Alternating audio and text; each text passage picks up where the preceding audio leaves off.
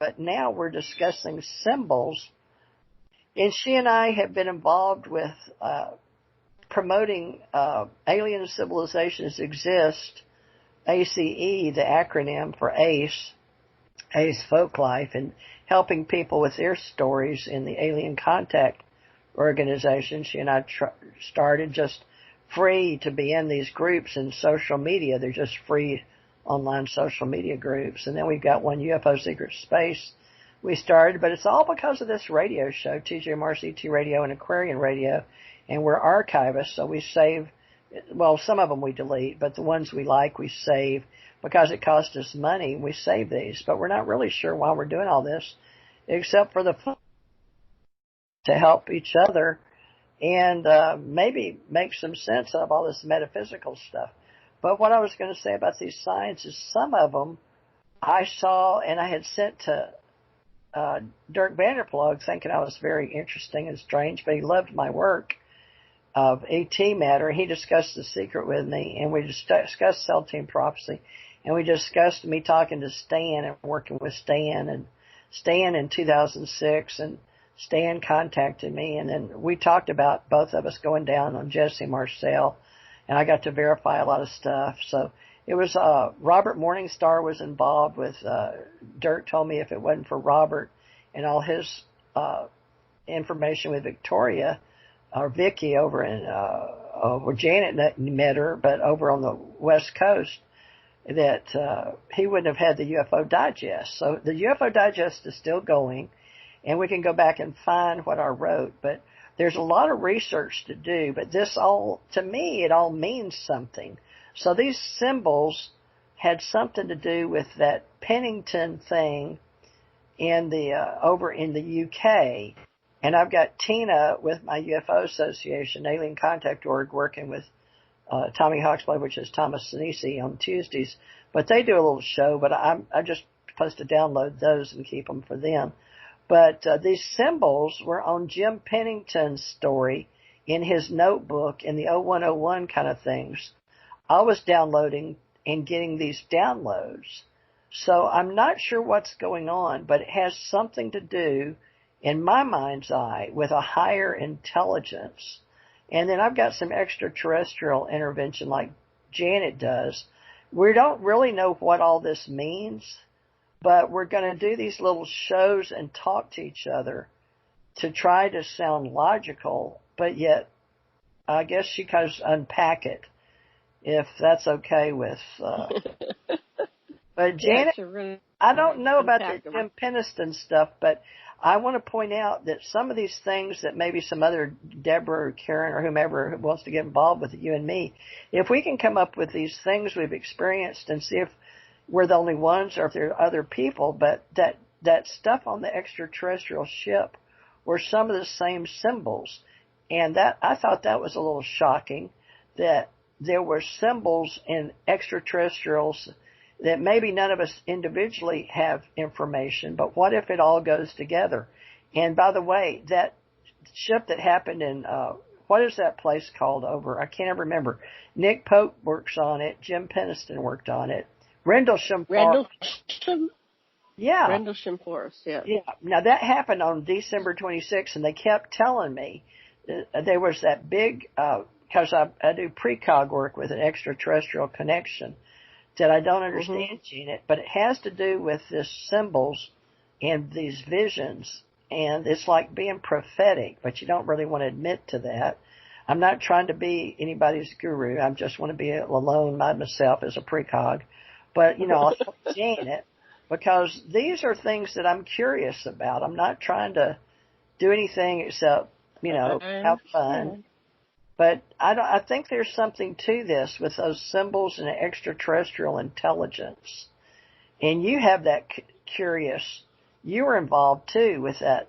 We said the word Stargate because the guy that Janet knew and I knew was working with the government, we think.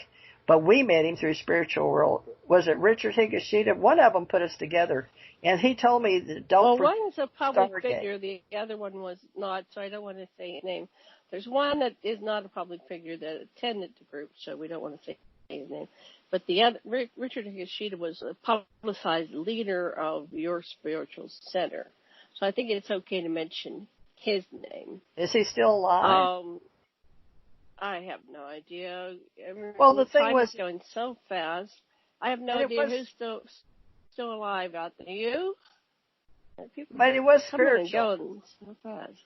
Do you think Yeah, it was spiritual? he was the minister of this church that was going on, and it felt spiritual to me. I didn't want a traditional church. I wanted to go to something unconventional, and that was right there. And so I went down, and that's apparently where we all met, and I met a lot of other people that greatly influenced my life in those early days when I was on Oahu. I went to Oahu on a spiritual quest. I wanted to find myself. I was just so lost in Pennsylvania, which was getting darker and darker, and now things are even darker than that. So I went to a place that was more light. Hawaii is very light compared to the mainland, energetically and spiritually. So, and I'm very sensitive. So. But I want to tell one more time where I had symbols. This is Okay, another symbol story. Well, it puts us together. Story. It puts us together with this spiritual center. We are on a quest that started in Hawaii, and we're still on it because we're still here, Janet, but we just haven't done a lot of metaphysical breakdown metaphysically. Well, we're working. We're doing good. We're figuring it out. When you're on a journey, it's not about my timing. It's about the timing of the journey, and the information will come at the right time. And so that's not something for me to determine. It just happened. So I was living here in Maui, and I actually forget the year. I have no idea what year it was. I can probably find it in my diary. But I forgot to let in the sink, the plunger off, the thing that was blocking it. And I left and I came back and my entire bedroom was flooded. So the bathroom flooded into the bedroom. And I live in the tropics, so it started getting moldy before we could figure out what to do. And we're putting fans on it and trying to dry it out. And that was my bedroom. And so I was living in there trying to dry this out, and it was taking several days, and I got very, very sick. And when you're sick, you can't think, so I couldn't make the connection of what to do to help myself. I was just getting sicker and sicker. And so I took some sinus pills and the tryptophan, which I think it was a pill to help you sleep. It's based on the turkey chemical. When people always get tired when they eat turkey, so it's this sleeping pill made out of the turkey, tryptophan or something like that. And I laid down, and I am tripping. I am on some kind of acid trip I'm very, very sensitive, so I could never do drugs. So this combination just sent me into a vision quest. So there I was in some other time and space, and I'm in a temple that's darkened. It's a beautiful temple, and it's very large, and it's cavernous. It's so large, it's cavernous. And all of a sudden, my hands are drawn to frame this book that's in front of me, and it's not open; it's closed. So all I have is the front cover. And I can't move my hands. And my hands start glowing. And the book starts glowing. And all of a sudden, the same type of phenomenon I experienced with the clouds, where it was like cut out and the symbols came from below, and it was all symbols. And they were scrolling from down to up and then away. And then I heard words this time. And I can't begin to repeat the words, but it was like, this is who I am on this high soul level, and this is who Sasha is, and this is my mission. And so I got this download, which I don't have the individual words, but it was like, this is why I've come to the earth, and this is what I'm here to do. And then after the words stopped scrolling, I was able to, my eyes were locked on it, and the message was beaming into my head. It's like things you see in science fiction, right? You're frozen, the message comes, da da da. So I look up, I finally get able to the point where I can look up, and all these people had gathered in front of me while I was getting this download. And on the right side, the right hand shoulder of each person was their original form. So some of them were humanoid, some of them were, all kinds of aliens, like endless kinds of aliens. And that was their true form. And it's kind of like, it was like they were combined, and then the real form, their soul essence, took a step to the right and was showing over their shoulder. And I looked out, there were thousands of beings, and they kept parting from their original image. They were humans. They were all humans, but it parsed into their form that they truly are. And I went, oh my God, there's all these aliens that are down here passing as human. And then about that time, I was really sick, and my girlfriend, who was almost a doctor, the nurse practitioner, very high level, very, very qualified. She had been visiting our house when I said I have to go lie down, and so she came to check on me, and she was taking my temperature, and she took my pulse, and I could hear her say, she's okay. But she was there when I was in this state of getting the download, and something made her come to check on me to make sure I wasn't dying. So anyway, that was my two big symbol stories, and I don't know what the symbols are, but they were definitely some kind of extraterrestrial contact. But the second one felt very Anunnaki to me. Felt like it was ancient, the Anunnaki. And the first one felt like it was the modern aliens. Back to you. Well, I'm not sure what we're supposed to do with the knowledge that happens to us, but I would suggest that it may or may not happen to everybody, but just the fact that you and I crossed paths in Hawaii through being us each guided. Remember that one story I told you about people feeling guided, and all these women showed up, and we all went, I was working Kaneohe 13 Recon, something like that, back on the other, in Kaneohe on the other side, and we showed up in some ET underwater.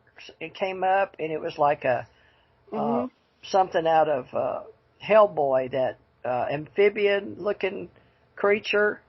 But do you remember that story of it was like a light? I do. I remember the story, and you were on the north side of Oahu, and you told that to Ricky, who was on that Renegade radio show. I remember you saying that. Yeah, that was years ago, but I don't even know what happened to that show, and I don't know that we have it, but that thought just came up too. So there's a lot of strange things that have happened, unexplained mysteries, and, we want to think we're good people and we're on a spiritual quest, or we're high souls down here experiencing the physical reality. But even if we have memory recall, and our what's called epigenetics overwrites on top of our genetics, which only in the last 20 years on Earth have we discovered ways to talk about these strange things that happen to humans. And it's getting stranger and stranger, curiouser and more curious. But, the last 20 years we've had the Harry Potter books, and we've had the Matrix, or maybe that was maybe that's 40 years ago. I don't even remember now. But time's going by so fast, and we're moving into other dimensions and other realms. And universally, I believe in other universes. And I'd like a chance to put all this together, but it seems to be we have to have an anchor. And the anchor, Janet put together for us under ascensioncenter.network a long time ago, and we still have some of our ancient writings since Janet and I met back in the 2000s. So she's been good at archiving, and they're still on my blogger out there in space. But we used to write articles all the time, and then we went from writing articles into radio for the last 8 years. now I would like us to go into some maybe YouTubes, but people look at us as old, and they say average middle age now, folks, according to politics. And that movie called Irresistible that just came out. Janet, what was that actor's name? You looked his name up.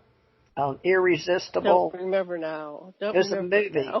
He was on the company TV show. He has black hair and sort of a big nose. He's a comedian. Irresistible. But in there, they said the average age is 29 years old. Can you believe the average age 29 for, I guess maybe that's voting, I don't know. Middle age. Middle age. Yeah, it was middle age 29, and one of the girls says middle age is 29 and she's young. So that's, I guess, I don't think voting. That's true. 18, I don't know. That's saying we're only going to live to 60. If that's I know, age, that doesn't make sense. But maybe that is that. That's not right. I don't think that's right. Nah, but it's in a 2020 movie called Irresistible. But Jan and I do this and have been doing it, so we're apparently going somewhere. But I always thought it was part of my spiritual metaphysical journey, and I always related it to being on a journey like in Celestine prophecy, because it's like you're looking for something that you can't really find. You know it's part of the God source, or you want to think your soul or your spiritual quest, but having some near-death experiences gives me an insight that I've had this life elsewhere. And then it used to be where we didn't believe people could remember or memories come back. But I've been under hypnosis with Dr. Laura Sturgis in Hawaii, and she proved that I had been with extraterrestrials in my mind. So that stays on my mind. And then the government used me with Thomas R. Morris, which Janet and I in the last 8 years recorded some of his memories before he died, but we didn't really take him seriously. He was really going to die, but he really did die. And I was with him 20 years, 5 from 95 to 2000. And we got married, and then until 2015, he died December 2nd. So his, the only thing, he didn't leave me any money. He didn't leave me anything but a good life with him, good memories. But the fact was his extraterrestrial stories and the experiences I had with him driving a truck, and the government sending me after him, after the guy that took me to Dolores Cannon in the Department of Navy. And I met some men in black all through my story. And I believe there's another existence, and I believe in levels of existence. And Janet and I just did a short show with 2 other ladies, and I believe it's going to work out where we can work something out, because they were sort of spiritual too, Karen and Deborah, and maybe we can put this part back. Let me just say this is our ad going into our show on Friday, so we're going to have a Friday. Well, today is Tuesday, or Monday the 6th, so 7th, 8th, 9th, 10th, I think it is. My cat's on my date counter, so anyway, bear with me. So they really want to do more interviews of TJ, because TJ's got a Roswell story, and then her story connects with me, and it connects with the remote viewing, our spiritual quest, remote viewing, Project Stargate, and how we crossed paths in 1993, 94. She was there. We were crossing paths 1 year over there on Oahu, and then she went back to the mainland, and I stayed in the Hawaiian Islands and been there ever since. So we've crossed paths. We're on like a journey, a family journey, a soul group journey, and we're connected probably through the ages, throughout eternity, past lives. We haven't really made all that connection yet about our past lives, but there's some kind of connection that we've had together for a long time, and it goes beyond human forms, incarnations in human forms to other species, and it goes to the origination of our soul group. Are we really human souls? I was talking to Cynthia Crawford before she passed, and she said her dad was in the secret military program. He was a doctor. He worked as a geneticist. He was born, this was in World War II, and he was stationed on a ship that was outside of Korea, and it was a genetic lab. And he finally, on his deathbed confession, he said that you have DNA combinations, and she had 3 different DNA groups within her, and one was human, one was gray, and I think one was reptilian or something. So what we're learning from interviewing all these secret space program or secret, whatever you want to call it, military programs, that there's been this breeding program. But what we've learned also from interviewing experiencers is that we come in with soul groups, and the soul groups are not always of human origin.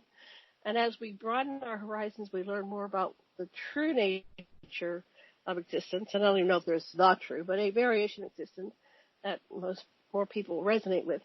We're finding out that life and existence on Earth is far more complex than we could ever imagine. So I'm excited, and I'm ready for the wild ride. And I'm looking forward to our future episodes. We're doing a show, UFO Secret Space, kind of, taking UFOs and what's going on in the secret government. And we're going to be doing panels and interviews of just certain people. We're not doing, this one's not going to be just a broad. No, it's by invitation but certain people that qualify.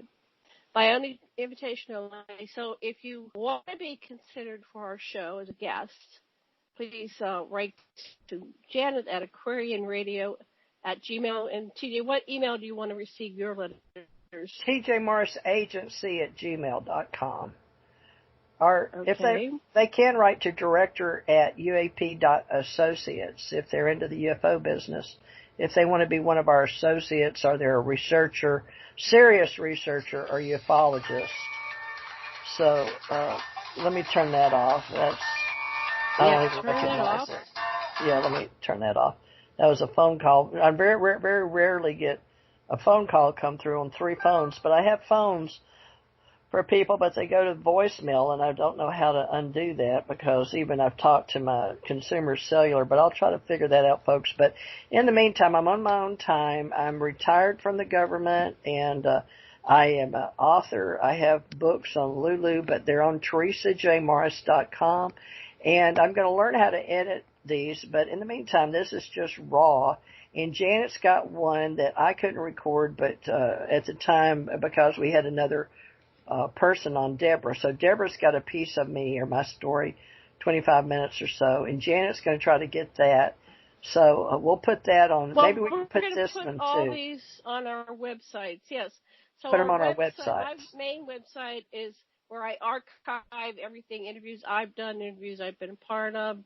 TJ's in a lot of them. It's called aquarianradio.com. It's just where I put everything. And TJ, where do you put your archives? I put them on several places, because I do an RSS feed, and then we put them on Spreaker, and they distribute them on Spotify, iTunes, Apple, all SoundCloud. But the main thing is I put them on TheresaJMorris.com, TJMorrisRadio.com, and TJMorrisETRadio.com, and I've got BlogTalkRadio.com, which is /TJMorrisETRadio. Janet's got blogtalkradio.com /Aquarian Radio. So you can always remember Janet is Aquarian and I'm TJ Morris ET. And the producer, Dirk Vanderplug, passed away, came up with that name, and I'm keeping it because that was a brand he wanted for his UFO Digest with me as TJ Morris ET, because he said that's who I was, at least to him. So in his honor, I'll keep TJ Morris ET Radio. And you can find some stories on UFO Digest. And then I've got UFO Association by invitation only. Jan Aldrich is in it, Dr. Bruce Maccabee.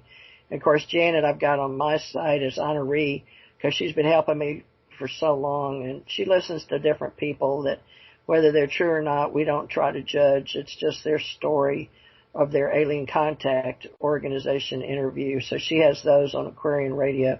And we'll separate our nights with different stories, but I'm more on the spiritual quest, to be quite honest, more of a spiritual metaphysical with the extraterrestrial, angelic, or angel involvement because of my near-death experiences and because I was raised in the South, white Anglo-Saxon Protestant. So, you know, I know that I'm programmed and conditioned that way in life, but I can't choose my human name is Thurman. That was my father's name. My mother's was Bolton. And they can take all this information and hack you out in the world with any information they get, and they do. But we've got to just not go in fear. And in 2020, this is a year for voting, so just vote if you're an American and have the right to vote your way. And we hope the electoral votes will reflect that. And anyway, I'm independent, so I don't vote the parties. I vote independent on who I think would be the best person Okay, to represent me. TJ, I want to wrap this up because there's something else going on. Okay, so here I'm going to say, okay, end the show. Thank you. That's it. I've got to go. I've got another appointment, so I just want to thank you for this impromptu interview we did with each other, and I look forward to our show on Fridays, 8 to 10 Eastern, 7 Central. Sounds good. Okay, Mountain, 5 Pacific, 2 Hawaii time, just to give you okay, time. Janet, it says this is I can save it, and it says it's good for 30 days. So be sure and come back and grab it. Okay, so you go ahead and say that. I'll be right back. I have to take a